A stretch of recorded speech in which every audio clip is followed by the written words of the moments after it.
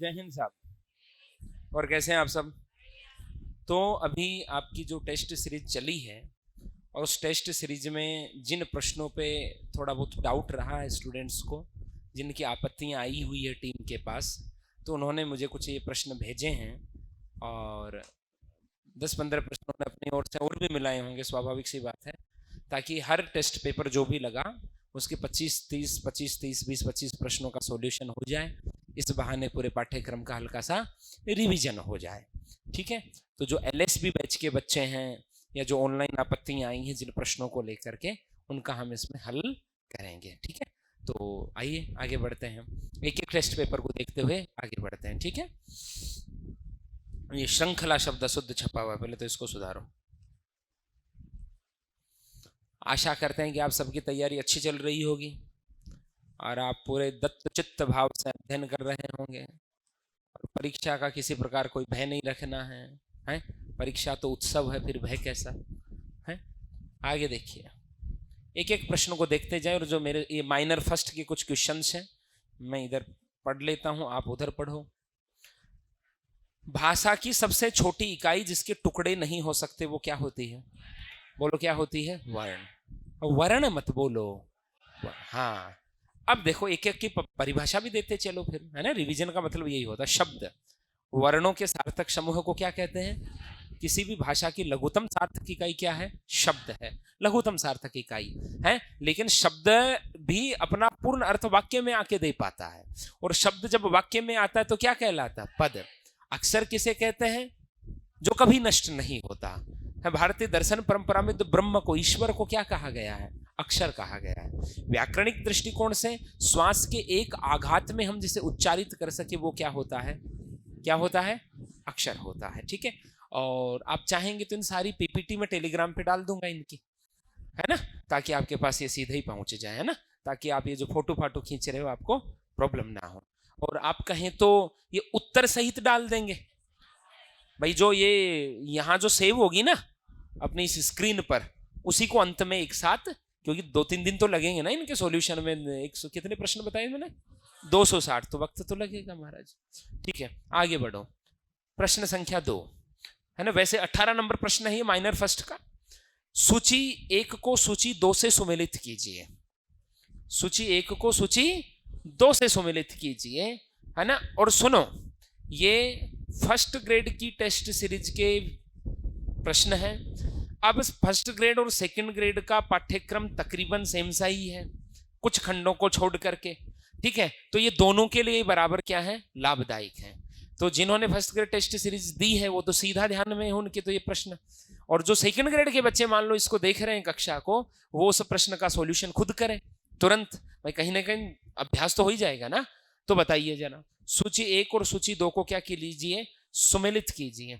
कौन कौन सा क्या क्या है? तो सूची छोड़िए अपने, तो सीधा ही सुमेलित कर लीजिए। अरे भाई सामने ए आई लिखे हुए हैं, ये क्या है? अग्रस्वरी हैं। अब अवृत्ताकार तो वैसे तो ये सारे ही हैं, लेकिन अपने को तो मेल भी मिलाना पड़ेगा ना विकल्पों के हिसाब से। ठीक है, तो विकल्प अगली स्लाइड में है, विकल्प अगली स्लाइड में है, और इसका उत्तर देखो।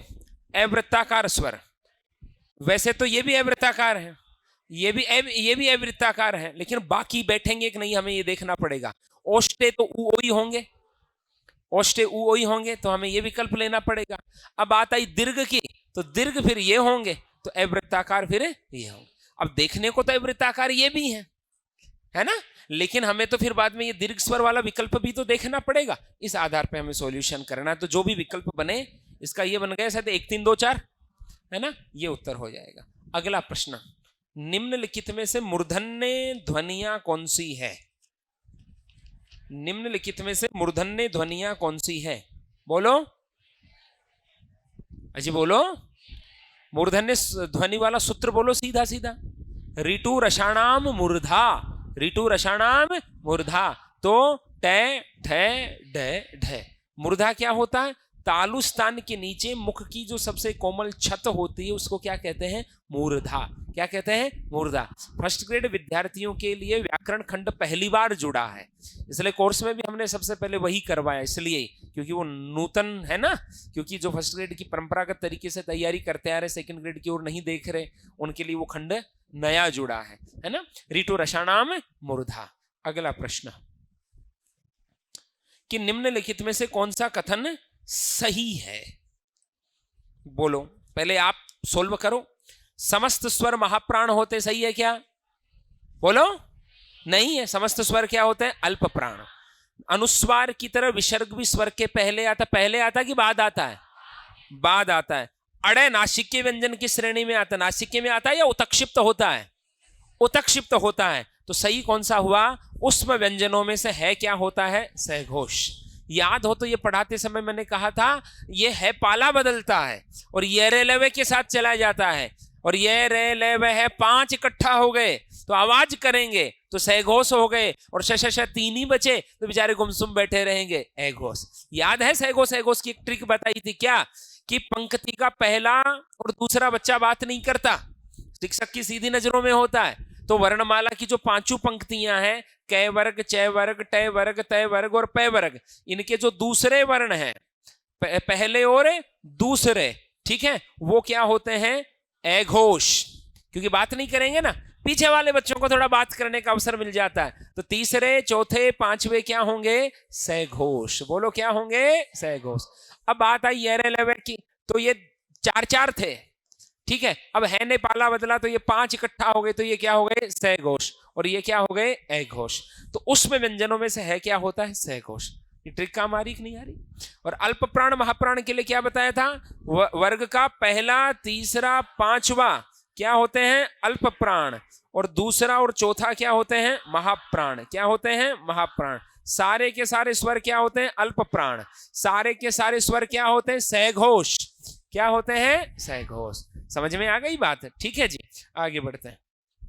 निम्नलिखित में से सुमेलित युग्म नहीं है। पूरा रिवीजन हो जाएगा इस बहाने। निम्नलिखित में से सुमेलित युग्म नहीं है। बोलो, एक एक को देखते जाओ, तुक्का मत मारा करो।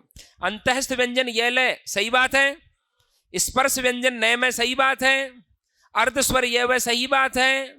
स्पर्शी व्यंजन चय जय, गलत बात है, क्योंकि ये स्पर्श संघर्षी होते हैं। क्या होते हैं? स्पर्श संघर्षी। याद है हमने प्रयत्न विधि के आधार पर 8 भेद माने थे। कितने? तो ये इनमें स्पर्श भी होता और संघर्ष भी होता है। स्पर्शी तो 16 ही होते हैं ना। कौन कौन से? कै वाली लाइन, तय वाली लाइन, तय वाली, पै वाली, 5वें को छोड़कर, 5वें को छोड़कर। 5वां तो क्या हो जाएगा? नासिक के। फटाफट बोल दो, 5वां क्या हो जाएगा? ये वह क्या हो जाएंगे? अर्धस्वर। ये वह क्या हो जाएंगे? अर्धस्वर। आगे बढ़ो, अगला प्रश्न। इनमें से किस विकल्प में घोष वर्ण नहीं? अभी मैंने तरीका बताया था, घोष वर्ण नहीं है। तो तीसरा, चौथा, 5वां घोष होता है तो उत्तर ढूंढ लो। और ये रे है भी सहघोष होते हैं, उत्तर ढूंढो, क्योंकि सबके लिए प्रश्न सामने है।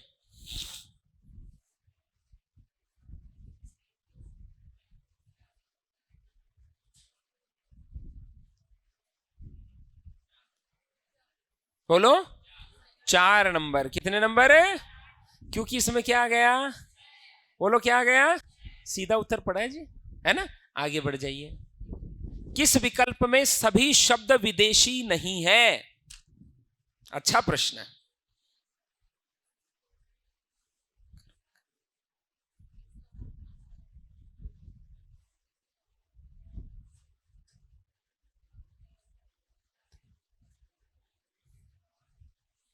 ये प्रश्न अच्छा है, ये सोचो भैया।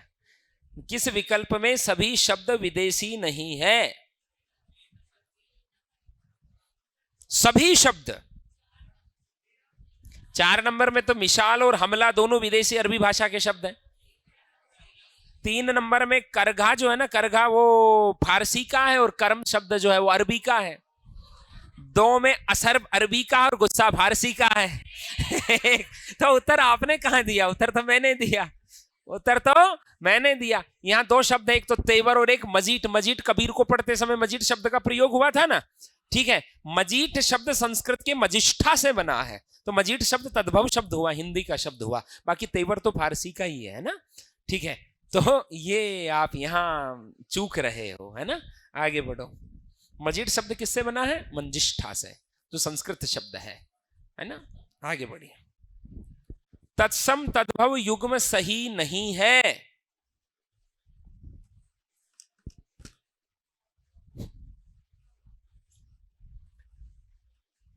इससे आपको ये बोध भी हो जाएगा कि कौन सा पक्ष आपका कमजोर रहता, जो मैंने आपके भरोसे छोड़ा वही कमजोर रहता है।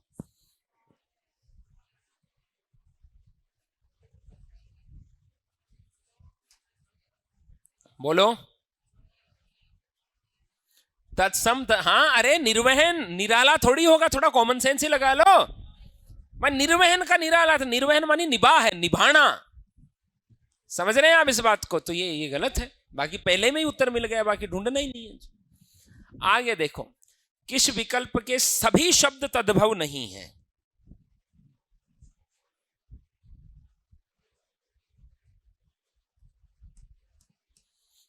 बैरागी लोग तद्भव है, मेह माला तद्भव है, मिर्च तद्भव है क्योंकि संस्कृत में मरीच शब्द होता है, और बिंदु बिंदु बिंदु बिंदु संस्कृत शब्द है, तत्सम शब्द है। बिंदु का तद्भव क्या होता? बूंद। मीरच तो मरीच से बना है और ये संस्कृत शब्द है, ये तत्सम है। तो यहां क्या पूछा? सभी शब्द तद्भव नहीं है। तो ये तो तद्भव है, लेकिन बिंदु शब्द तद्भव नहीं है, क्योंकि बिंदु का तद्भव क्या होता? बूंद। क्या होता है? बूंद। देखो यहां आपका ये पक्ष कमजोर रह रहा है, याद रखो आप। और जो ग्रेड सेकंड वाले हैं वो तो विशेष ध्यान रखें, उनके पास वक्त है अभी भी इस कमी को दूर करने का, यही मात खा रहे हो आप। आगे देखो। निम्नलिखित में से कौन सा शब्द तत्सम है? कौन सा शब्द तत्सम है? दोहित्र। दोहित्र का क्या होता है? दोहिता। लेकिन शिला शब्द भी तत्सम, इसमें दो उत्तर आ रहे हैं, है ना। शिला शब्द भी क्या है? तत्सम है। इसका तद्भव शिला होगा या सिल होगा, है ना। तो ये भी है, और इसका तो दोहिता होता है, ये तद्भव, ये दोनों शब्द तत्सम है। तो आपके टेस्ट सीरीज में ये प्रश्न का उत्तर आपको गलत गया हुआ है शायद। अब मुझे नहीं पता क्या गया हुआ होगा, ठीक है, लेकिन इसके दो उत्तर होंगे, ठीक है।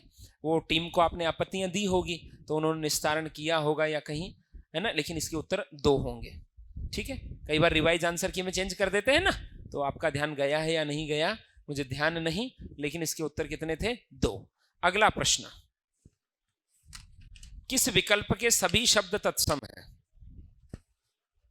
किस विकल्प के सभी शब्द तत्सम है? पहला ही देखो महाराज, कट्टार, चयन, डोरक, ये पहला ही इसका उत्तर है। सभी शब्द क्या है? तत्सम है। अरे भाई आप सीधा सीधा ढूंढ लिया करो, है। देखो डिठाई शब्द आपको तत्सम लग रहा है क्या?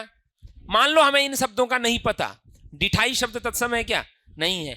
मडना के अंदर उतक्षिप्त वर्ण है, उतक्षिप्त वर्ण कभी तत्सम में आता है क्या? नहीं आता। रूखा शब्द भी क्या है? तद्भव है, रुक्ष होता है। लो जी, एक एक मिल गया। आजकल प्रश्न का पैटर्न बदल गया, क्या पूछा जाता है? सभी। तो इन सब में हमें एक एक तद्भव मिल गया, तो ये उत्तर नहीं हो सकते, तो एक नंबर अपने आप उत्तर हो गया, ठीक है। ये तरीका। आगे बढ़ो। ब्रज भाषा के संबंध में, ब्रज भाषा के संबंध में कौन सा कथन सत्य नहीं है? प्रश्न पढ़ो ध्यान पूर्वक।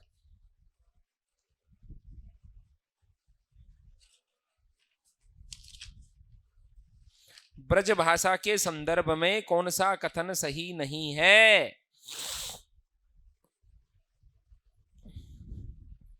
बोलो। इसका शुद्ध रूप मथुरा, आगरा और अलीगढ़ जिलों में है, सही बात है। इसका केंद्र मथुरा, सूरसेन, वृंदावन है, सही बात है। इसकी मुख्य उपबोलियां बुक्सा, अंतर्वेदी, भरतपुरी, डांगी, मथुरी है। इसका विकास सौरसेनी अपभ्रंश से हुआ है, लेकिन सौरसेनी अपभ्रंश के दक्षिणवर्ती रूप से नहीं हुआ है, पश्चिम या मध्यवर्ती, या मैं कहूं सौरसेनी अपभ्रंश का उत्तरवर्ती रूप जो है उससे इसका विकास हुआ। बहुत माइनर से इसमें मिस्टेक की गई है ताकि बच्चा पकड़ में न पाए, क्योंकि बच्चा देखेगा सौरसेनी अपभ्रंश से ही हुआ है, और अमूमन इतना ही पढ़ते हैं, लेकिन यहाँ थोड़ा सा डेप्थ में जाके प्रश्न को चेंज किया गया है। इसका विकास सौरसेनी अपभ्रंश के दक्षिणवर्ती रूप से नहीं हुआ, ठीक है। आगे बढ़ जाएं तो ये कथन सत्य नहीं है। ठीक है, ये इसके वैसे तो मध्य मध्य या पश्चिमी जो हिंदी है ना, इससे इसका हुआ है, और दक्षिणवर्ती के बजाय किससे हुआ है? उत्तरवर्ती रूप से हुआ है। आगे बढ़ जाए, अगला प्रश्न, शब्दकोश की दृष्टि से सही क्रम कौन सा है?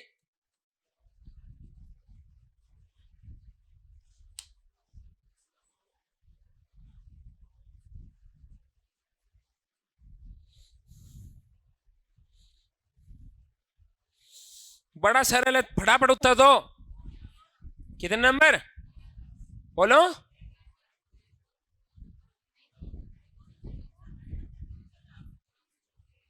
सोच लो, इतना वक्त मत लगाओ। अरे 1 नंबर ऊ स्वर है ना, 2 नंबर कैसे जा रहे हो? 2 नंबर में तो पहले कै है, कै पहले आएगा ऊ पहले आएगा? ऊ पहले आएगा ना, सीधा स्वर आ रहा है। कै तो कै की गिनती तो पूरे स्वर चले जाने के बाद स्टार्ट होगी। यदि कै ऐसे होता ना काजल और कांच, तो हम कांच को पहले ले लेते, क्योंकि यहाँ कै में आ मिला है, आ पर चंद्र बिंदु है, और यहाँ कै में केवल आ मिला है। लेकिन यहाँ तो कै छोड़ी, यहाँ तो ऊ आ गया सीधा ही, ए आ ई ऊ, और बाद में ऊ री, फिर बाद में क्या है? कै, और यहाँ कै में क्या है? शय। तो 1 नंबर हो गया, सीधा सीधा पहले अक्षर में उत्तर छिपा हुआ, आगे जानने की जरूरत ही। अरे उऋण में पहला अक्षर कौन है? ऊ। दूसरा कौन है? री। यहां पहला क्या है? कै, और यहां भी पहला क्या है? कै। तो डिसीजन तो इन दो में करना है, डिसीजन तो इन दो में करना है। ये तो सीधा ही पता चला गया, ऊ पहले आता है, री बाद में आता है। इनमें तो व्यंजन से शुरुआत ही नहीं हो रही, स्वर से शुरुआत हो रही है। अब इनमें देखो दूसरे अक्षर पे जाओ, कै में कौन है? आ। इसमें कै में क्या है? शय, और शय पहले आता है आ। तो ये लो जी 1 नंबर उत्तर हो गया। ठीक है, आगे बढ़ो। आज के जमाने में कोई व्यक्ति हरिश्चंद्र नहीं है, हरिश्चंद्र पद में संज्ञा कौन सी होगी? बोलो भाई, जब कोई व्यक्तिवाचक संज्ञा किसी विशेष गुण धर्म का बोध करवाने के अर्थ में रूढ़ हो जाए, तो उसमें क्या मानी जाती है? जातिवाचक। फटाफट आगे देखो, निम्नलिखित में से कौन सा क्या है? संज्ञा से संबंधित असंगत कथन कौन सा है? मैं हट गया साइड में, अब पढ़ो तो इनको, एक एक को पढ़ो। भाववाचक संज्ञा शब्दों का प्रयोग एक वचन में होता है, सही बात। भाववाचक किसमें आती है? एक में। व्यक्तिवाचक संज्ञाएं सामान्यतः अनित्य होती हैं, सही बात। जातिवाचक नित्य और व्यक्तिवाचक क्या होती? अनित्य। जातिवाचक संज्ञाएं अर्थवान होती है, उनकी कोई ना कोई सार्थकता होती, सही बात। मैंने लिखवाया है ना, व्यक्तिवाचक निरर्थक और जातिवाचक सार्थक। और द्रव्यवाचक संज्ञाओं का प्रयोग सदैव बहुवचन में होता है, गलत बात। द्रव्यवाचक संज्ञाएं प्राय किसमें आती है? एक वचन में। किसमें आती है? एक वचन में, सदैव एक वचन में इनका प्रयोग होता है। तो ये लो जी आ गया उत्तर, सीधे सीधे कॉपी में फैक्ट लिखे हुए हैं। किस विकल्प में सभी शब्द तद्भव शब्द हैं? सभी शब्द तद्भव कहां है? बोलो।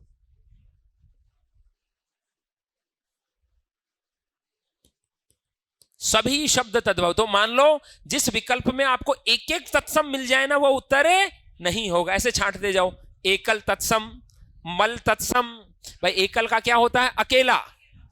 मल का क्या होता है? मैल, भ्रम। लेकिन यहां ये त्रुटि छपने में हुई है, ये भ्रमर छप गया, भ्रम भी नहीं छपा और भ्रमर भी नहीं छपा, है ना। लेकिन स्वाभाविक तौर पे पेपर जिन्होंने बनाया है, उन्होंने अपने मन में इसको या तो भ्रमर रखा है या भ्रम रखा है, और दोनों ही स्थितियों में क्या है? तत्सम है। दोनों ही स्थितियों में ये क्या है? तत्सम है। ठीक है, और चौथा,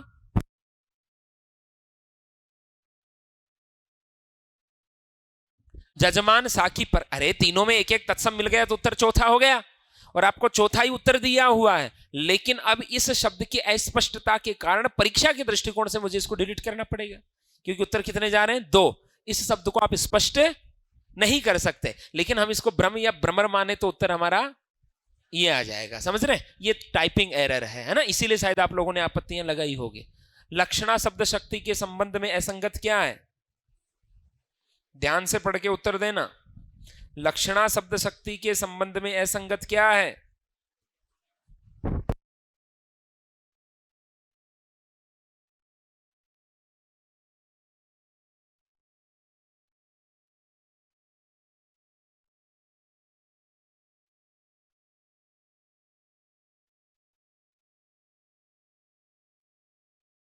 लक्षणा शब्द शक्ति के संबंध में असंगत क्या है बोलो।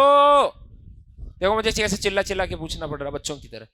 अरे शब्द के मुख्य अर्थ में बाधा आती है, मुख्यार्थ हति बाधे रूढ़ी प्रयोजनात् है। शब्द के मुख्यार्थ से संबंधित कोई अन्य अर्थ लिखा है, मैंने 3 बातें लिखवाई थी लक्षणा चालू करते समय।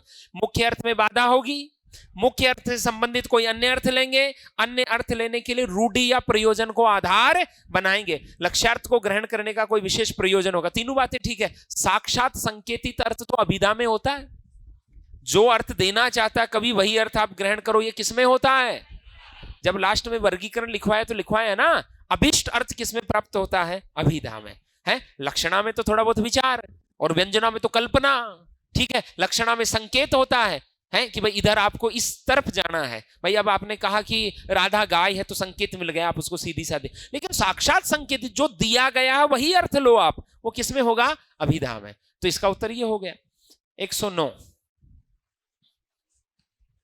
निम्नलिखित में से किस विकल्प में व्यंजना शब्द शक्ति का प्रयोग नहीं हुआ। 4 विकल्प हैं आपके सामने, बोलो।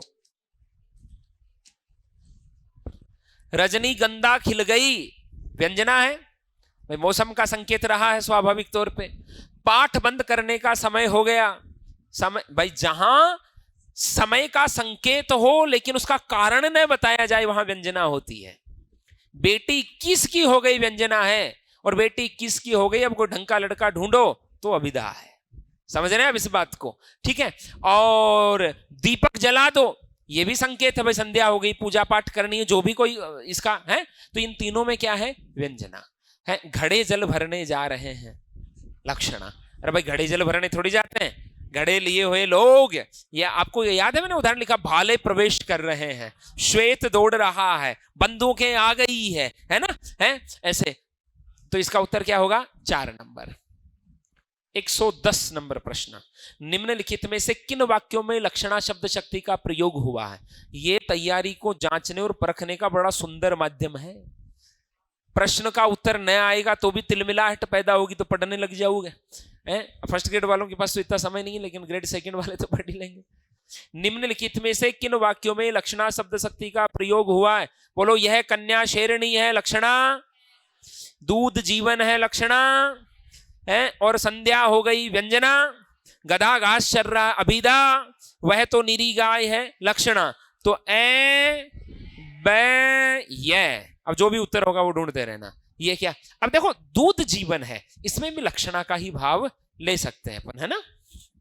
आगे देखिए, नीचे 2 कथन दिए गए हैं, मैं पढ़ता हूं एक एक कथन। उसका आश्रम गंगा में है, वाक्य में प्रयोजनवती लक्षणा का प्रभाव देखा जा सकता है। सही बात है, अरे सही बात है भाई, गंगा में थोड़ी आश्रम, गंगा के निकट है तो सामीप्यता दर्शाने के लिए प्रयोजन आ गए ना। और जब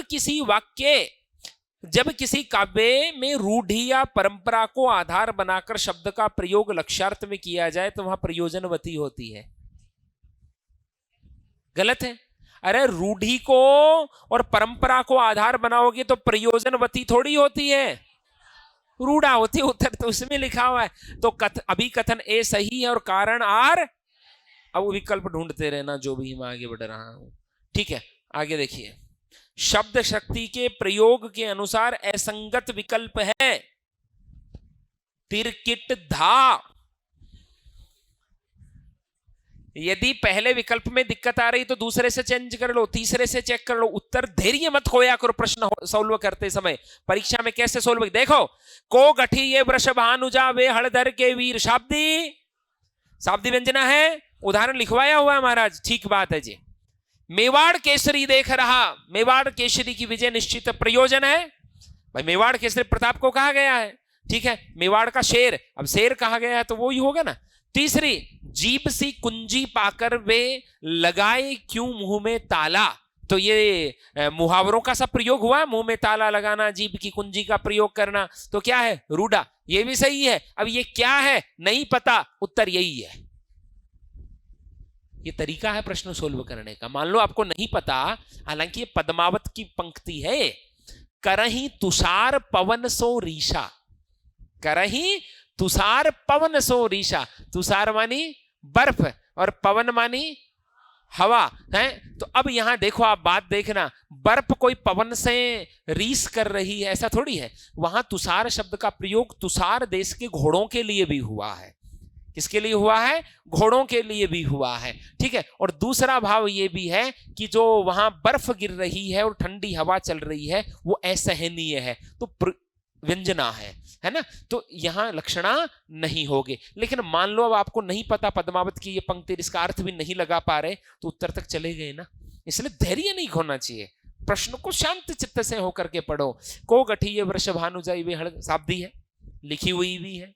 मेवाड़ केशरी, ये लो जी शेरशार बताया गया है, ठीक है। और ये हम कहाँ बताते हैं? लक्षणा में, ठीक है जी। जीभ सी कुंजी है, लगाए क्यों मुंह में ताला है, ये मुहावरों का प्रयोग हुआ। रूढ़ा, तो बच गया वो क्या है? उत्तर है। बच गया वो क्या है? उत्तर है। अगला देखो, सॉरी ये है ना, करही तुषार पवन सो रीशा, इसमें प्रयोजनवती लक्षणा नहीं होगी, इसमें रूढ़ा लक्षणा होगी। कौन सी लक्षणा होगी? रूढ़ा लक्षणा होगी। क्या क्या होगी? रूढ़ा है भाई। तुषार पवन सो रीशा, तुषार वहां कोई, जैसे मैंने एक आपको लिखवाया था कि यदि किसी क्षेत्र विशेष के ऊपर कोई आरोपण हो, क्षेत्र पे या मुहावरा हो, तब रूढ़ा होती है। तो यहां तुषार शब्द मैंने कहा ना, तुषार देश के घोड़ों के लिए भी प्रयोग हुआ है। और वो इतने निपुण घोड़े हैं जो पवन से भी क्या लगा लेते हैं? रीसा मानी तो क्रोध होता है, रीस मानी तो क्या होता? क्रोध, लेकिन वो तीव्र गति से दौड़ते हैं, तो रूढ़ा का प्रयोग हो गया ना। स्थान विशेष में यदि कोई मानवीय क्रिया का आरोपण हो तो क्या होती है? रूढ़ा होती है। तो इसका उत्तर ये होगा। व्याख्या की ओर देखो, तो आगे देखो, आंख उठाकर देखा तो कंकाल मात्र सामने पड़ा हुआ था। सीधा बताओ, सामने वाला पतला हो गया, ये बताना आपका क्या है? ये क्या है? अरे क्या है? प्रयोजन है। इधर देखो, निम्नलिखित में से किस विकल्प में विदेशी शब्द है? बोलो बोलो। भंडार, यदुवंशी, मर्यादा सब हमारे यहाँ है, वायदा बाहर से आया हुआ शब्द विदेशी। निम्नलिखित में से किस विकल्प में सभी शब्द तत्सम है? तो क्या पूछा है? सभी तत्सम। तो एक एक तद्भव को ढूंढ लो, काम हो जाएगा। चाम, चीता, तपसी, एक एक तद्भव, तो ये बच गया, वो उत्तर हो गया तत्सम। समझ रहे हैं आप इस बात को? तपसी, चीता, चाम तद्भव है, तो ये अपने आप ही क्या हो गया? उत्तर हो गया। सारे के सारे शब्द क्या हो गए? तत्सम। तत्सम तद्भव में आप मात खा रहे हैं। आगे देखो, बोलियां और उनके क्षेत्र के संबंध में कौन सा विकल्प सुमेलित नहीं है? खड़ी बोली, बिजनौर, रामपुर, मुरादाबाद, सही बात है। बुंदेली, मऊ, फैजाबाद, लखनऊ, गलत बात है। अरे ये फैजाबाद और लखनऊ, ये तो फैजाबाद तो अयोध्या का नाम, अवधी भाषा का क्षेत्र है महाराज, ये तो है ना। और बुंदेली बुंदेलखंड की भाषा है। बुंदेली कहाँ की भाषा है? बुंदेलखंड की। तो यही क्या हो गया आपका उत्तर? फिर आगे जाने की जरूरत ही नहीं भाई। भोजपुरी, बनारस, आजमगढ़, देवरिया है। अवधी, इलाहाबाद, रायबरेली, मिर्जापुर, ठीक है। बुंदेली बुंदेलखंड में बोली जाती है, आप यहाँ यूपी में लेकर के आ रहे हो इसको, तो गलत हो गया उत्तर। आगे देखो, ठीक है। ये आपके माइनर फर्स्ट के कुछ प्रश्न थे जिनका हमने क्या किया? हल किया। जो आपके विवादित प्रश्न आए, और 5-7 प्रश्न मैंने इसमें ऐड और करवा दिए ताकि एक उचित से क्या हो जाए? संख्या हो जाए, ठीक है। तो आप थोड़ा सा अब जहां जहां आपको कमी लगे उन चीजों का क्या करो? दोषों को क्या करो? दूर करो, ठीक है। ओके, जय हिंद।